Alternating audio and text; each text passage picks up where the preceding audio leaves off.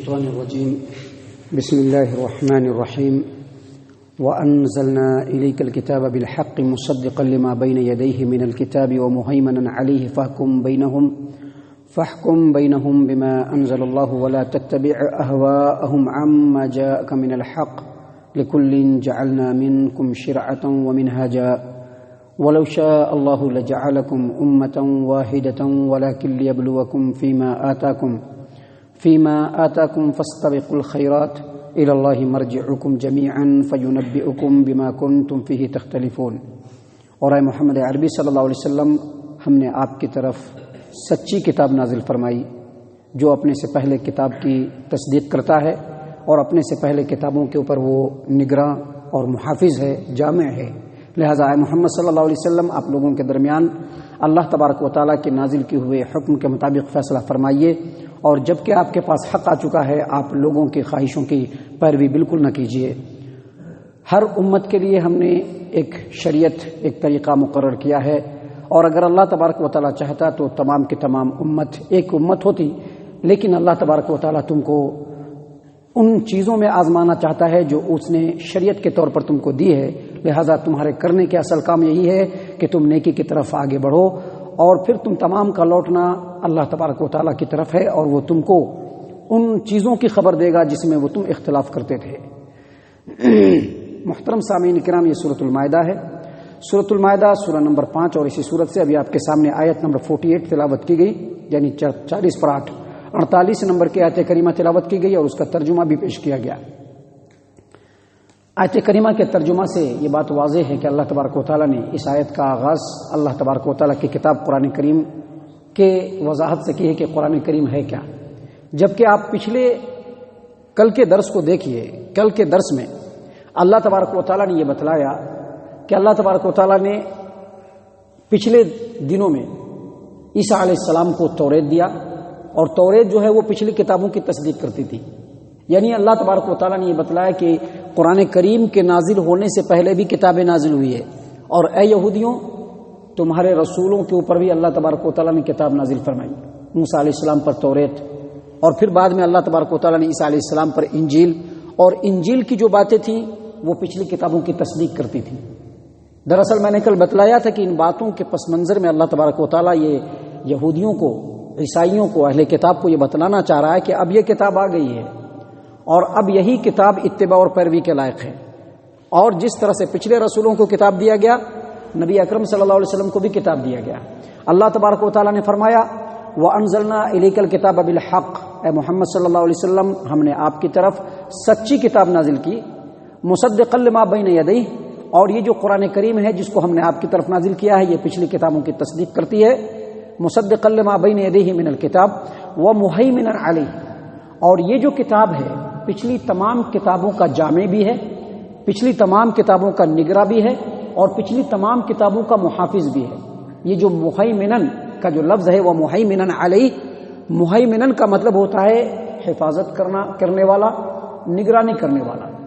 اور یہ بھی اب یہ حفاظت اور نگرانی بھی کئی قسم کی ہوتی ہے، لیکن یہاں پر جو مہیمنن ہے اس کا معنی اور مفہوم اگر آپ سمجھنا چاہتے ہیں تو آپ ایک مثال لیجئے. مرغی کو دیکھا ہے، اس کے چھوٹے چھوٹے بچے ہوتے ہیں. سبھی لوگوں کو اس کا تجربہ ہے کہ مرغی کے چھوٹے چھوٹے بچے ہوتے ہیں. اب اس مرغی کو اگر اپنے بچوں کی حفاظت کرنا ہے تو سارے بچوں کو اپنے پروں کے اندر سمیٹ لیتی ہے، بالکل چھپا لیتی ہے. کیوں؟ تاکہ اس کے اوپر کوئی پرندہ حملہ نہ کر سکے، کوئی جانور حملہ نہ کر سکے. اور اسی طرح سے وہ جو بچے ہیں چھوٹے چھوٹے، وہ موسم کے سرد و گرم سے بھی محفوظ رہ سکے، سردی سے بھی بچ سکے. یہ قرآن کریم بالکل اسی طرح سے، اس قرآن کریم نے پچھلی تمام کتابوں کے مضامین کو اپنے اندر سمیٹ لیا. یعنی جتنی بھی کتابیں نازل ہوئی ہیں اس کے اندر جو باتیں ہیں ان تمام باتوں کو اللہ تبارک و تعالیٰ نے اس قرآن کریم کے اندر نازل فرمائی ہے. ساری چیزوں کو اس نے اپنے اس قرآن کے اندر قرآن نے سمیٹ لیا ہے، اللہ نے اپنے اس کلام میں سمیٹ دیا ہے. اور یہ جو کتاب ہے پچھلی کتابوں کی نگراں معیار اور کسوٹی اس طرح سے ہے کہ جو کچھ پچھلی کتابوں میں لکھا ہوا ہے ابھی، وہ باتیں اگر قرآن کریم کے باتوں سے میچ کرے گی تو سمجھ لیجئے کہ وہ اللہ کا کلام ہے. چاہے انجیل ہو، چاہے زبور ہو، چاہے توریت ہو، چاہے مصاحف ہوں، جو بھی ہو، اگر ان کی باتیں قرآن کریم کے آیات سے میچ کریں گی تو سمجھ لیجئے کہ وہ آیت یا وہ چیپٹر واقعی اللہ کا کلام ہے. اور اگر پچھلی کتابوں کی کوئی بات آج کے ڈیٹ میں قرآن کریم کے آیات سے میچ نہ کریں تو سمجھ لیجئے کہ وہ اللہ کا کلام نہیں ہے، وہ لوگوں کا کلام ہے، لوگوں نے اس میں ایڈ کر دیا ہے. مثال کے طور پر ہم آپ کو بتلا دیں کہ ابھی جو انجیل ہے، انجیلیں یعنی کئی انجیل ہے، نیا عہد نامہ ہے، پرانا عہد نامہ ہے، نیو ٹیسٹامنٹ ہے، اولڈ ٹیسٹامنٹ ہے. تو انجیلوں کے اندر جو ابھی ایک عقیدہ لکھا گیا ہے جو لوگوں کے درمیان بڑا رائج ہے، عقیدہ تثلیث، یعنی اللہ ایک اکیلا نہیں ہے بلکہ اللہ، روح القدس اور مسیح علیہ الصلوۃ والسلام، یہ تینوں مل کر کے ایک اللہ ہے. یہ جو عقیدہ ہے یہ قرآن کے مطابق عقیدہ نہیں ہے، اس لیے یہ باطل عقیدہ ہے. اسی طرح سے انجیل کے اندر جو یہ لکھا ہے کہ عیسیٰ علیہ الصلوۃ والسلام یعنی مسیح علیہ السلام خود اللہ تبارک و تعالیٰ ہے، اللہ اس کے اندر حلول کر گیا ہے، یہ عقیدہ بھی بالکل غلط ہے. یہ عقیدہ بھی بالکل غلط ہے. یا پھر انجیل کے اندر جو یہ لکھا ہے کہ عیسیٰ علیہ السلام کو سولی پر چڑھا دیا گیا، یہ عقیدہ بھی غلط ہے. کیونکہ قرآن کریم اس کا ڈینائی کرتا ہے. قرآن کریم کہتا ہے کہ اس وقت کو یاد کیجئے کہ جب ہم نے عیسیٰ کو مکمل اٹھا لیا آسمان پہ، تمام دشمنوں سے بچا کر کے. اسی طرح سے انجیلوں کے اندر جو انبیاء کے ایسے قصے ہیں جس میں انبیاء کی توہین ہے یا ایسی باتیں ہیں جو قرآن کے صریح خلاف ہے، وہ تمام کی تمام باتیں اللہ کا کلام نہیں بلکہ لوگوں نے اس میں ایڈ کر دیا ہے. اسی طرح سے انجیلوں کے اندر کچھ ایسی باتیں بھی ہیں جو نہ تو قرآن کریم کے مطابق ہے اور نہ تو قرآن کے مخالف ہے. تو اس کے بارے میں ہمارے پیارے رسول صلی اللہ علیہ وسلم نے کہہ دیا ہے کہ نہ تو اس کو سچا ماننا ہے اور نہ ہی اس کو جھوٹا ماننا ہے، بلکہ وہاں پر خاموشی اختیار کرنی ہے. تو دراصل یہی ہے یہ کتاب مہیمن جو پچھلے تمام کتابوں کی نگرانی کرتی ہے. جو باتیں وہاں کی ادھر میچ کرے گی وہ پاس ہے، وہ اللہ کا کلام ہے. جو باتیں میچ نہیں کریں گی وہ اللہ کا کلام نہیں ہے. اسی بات کو اللہ تبارک و تعالیٰ نے یہاں پر بیان فرمایا کہ اے محمد عربی صلی اللہ علیہ وسلم، ہم نے آپ کی طرف سچی کتاب نازل فرمائی، مصدقا لما بین یدیہ من الکتاب، جو پچھلی کتابوں کی تصدیق کرتا ہے، ومہیمنا علیہ، اور پچھلی کتابوں کا نگراں ہے. فاحکم بینہم بما انزل اللہ.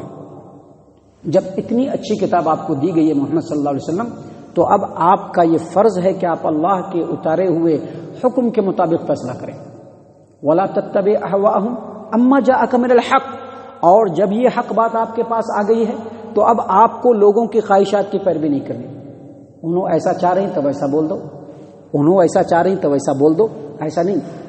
جو اللہ کا کلام ہے اسی کے مطابق ہے محمد صلی اللہ علیہ وسلم. آپ لوگوں کے درمیان فیصلہ کریں اور لوگوں کی خواہشات کی پیروی نہ کریں.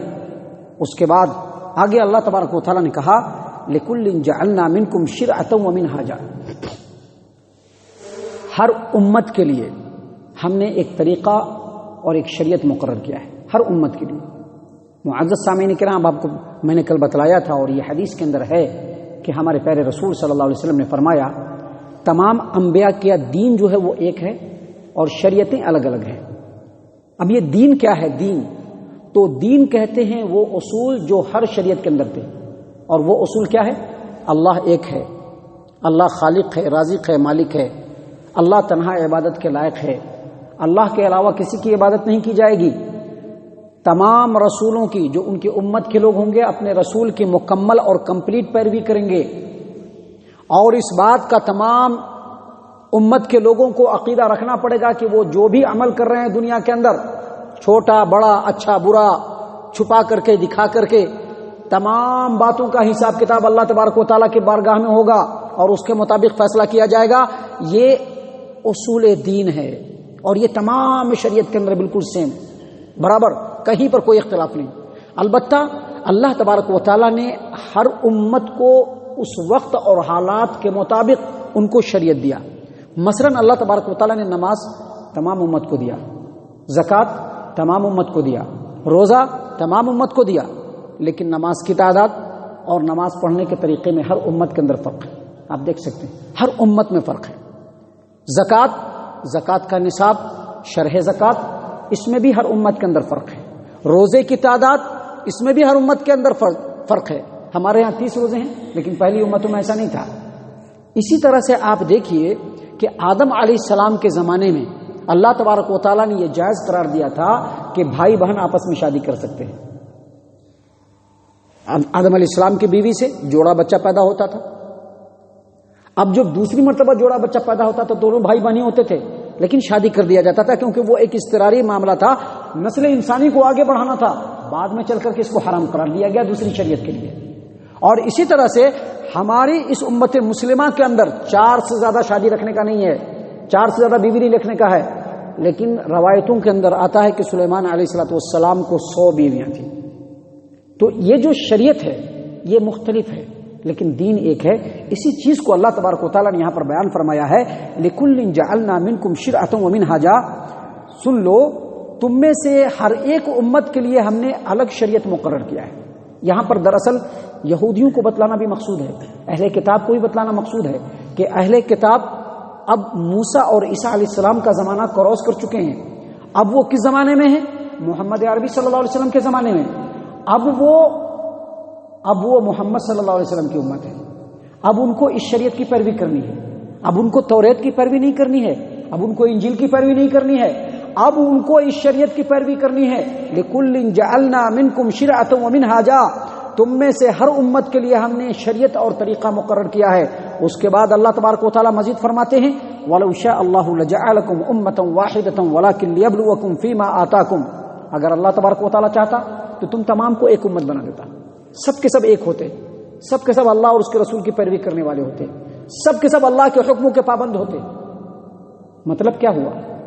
مطلب یہاں پر اس آیت کریمہ کا یہ ہے کہ آیت کریمہ کے ٹکڑے کا یہ ہے کہ اللہ تبارک و تعالیٰ یہ فرما رہے ہیں کہ اللہ تبارک و تعالیٰ نے انسان کو قوت تمیز دیا ہے، پہچاننے کی صلاحیت، قوت ارادہ دیا ہے، قوت اختیار دیا ہے، اور اس سے انسان صحیح اور غلط کا فیصلہ کرتا ہے. اللہ تبارک و تعالیٰ اگر چاہتا تو انسان کو انسان بنانے کے باوجود دوسرے جانوروں کی طرح سے بنا دیتا. اس کو کوئی ارادہ نہیں ہوتا، کوئی اختیار نہیں ہوتا. جیسے سورج اللہ کے حکم پہ لگاتار چلتا چلا جا رہا ہے، جیسے چاند اللہ تبارک و تعالیٰ کے حکم پر لگاتار چلتا چلا جا رہا ہے، جیسے دن آ رہی ہے رات آ رہا ہے، دن آ رہا ہے رات آ رہی ہے، جیسے تمام مخلوقات اللہ کے حکم کے پابند ہیں، یہاں تک کہ انسان بھی اپنی زندگی کے اعتبار سے اللہ کے حکموں کا پابند ہے. اللہ چاہتا تو انسانوں کو بھی قوت نہیں دیتا تھا ارادے کی، اختیار کی. لیکن اگر اللہ تبارک و تعالیٰ ایسا کرتا تو یقیناً سارے کے سارے انسان اللہ کے ہی فرما بردار ہوتے تھے. لیکن ایسا کرنے سے انسانوں کے بنانے کا مقصد نہیں حاصل ہوتا تھا. اس دنیا کو دارالعمل اور آزمائش گاہ بنانے کا مقصد نہیں ہوتا تھا. لہذا اب انسان کو کرنے کا کام یہ بالکل نہیں ہے کہ اپنے اختیار، اپنے ارادے، اپنی رائے، اپنی طاقت کو استعمال کر کے لوگوں کے اندر پھوٹ ڈالے، مذہب کے اندر پھوٹ ڈالے، فرقہ بندی کرے.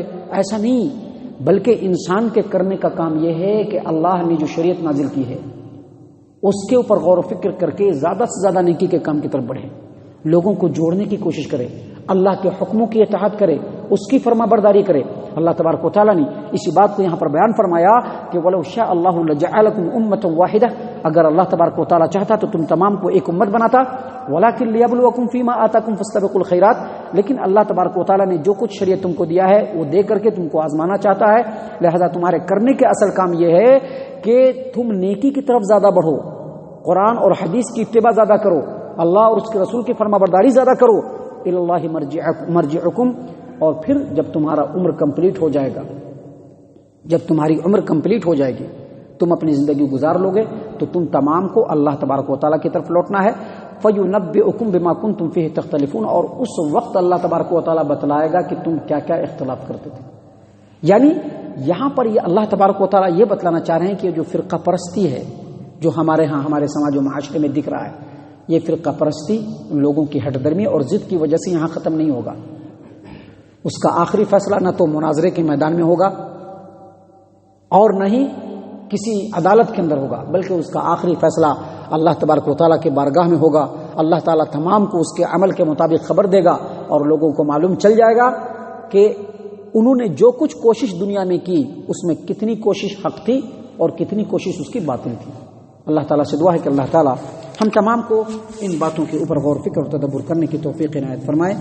ہم تمام کو ہمارا رب صحیح معنوں میں مومن اور مسلمان بنائے. جنت الفردوس میں جگہ عطا فرمائے. اے اللہ ہم تمام کو جہنم سے پناہ دے. اے رب العالمین ہم تمام کو جہنم سے پناہ دے. اے مالک الملک ہم تمام کو جہنم سے پناہ دے. آمین یا رب العالمین. وما علینا الا البلاغ المبین.